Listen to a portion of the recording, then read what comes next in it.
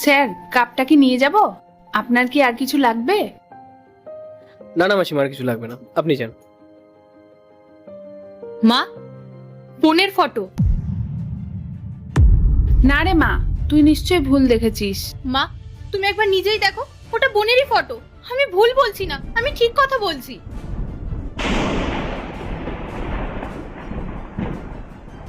সত্যি তো, এটা তো মেঘারই ছবি।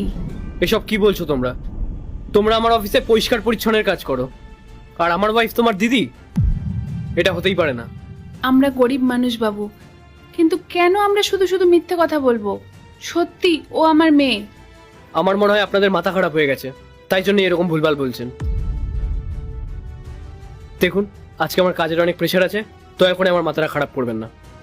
স্যার, আমাদের মাথা খারাপ হয়নি, আমরা সত্যি কথা বলছি।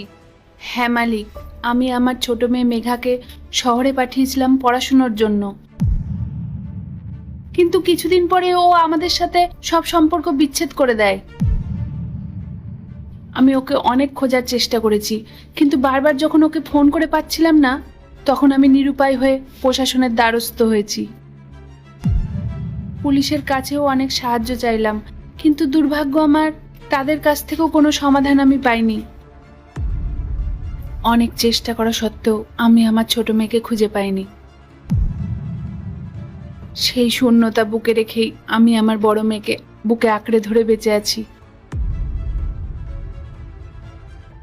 মেঘা তো আমাকে আগে কখনো কিছু জানায়নি এইসব।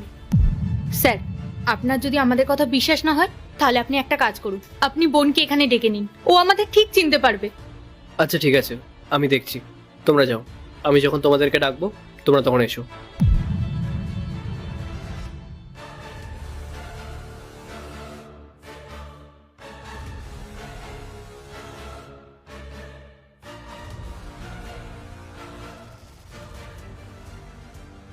হ্যালো মেঘা। হ্যাঁ বলো। কোথায় আছো তুমি? বাড়িতেই আছি। বলছি একটু আর্জেন্টলি অফিসে আসো তো। কেন? এখনো আবার কেন? দরকার আছে, আমি গাড়ি পাঠিয়ে দিচ্ছি, তুমি তাড়াতাড়ি আসো। আচ্ছা ঠিক আছে, আসছি। হুম।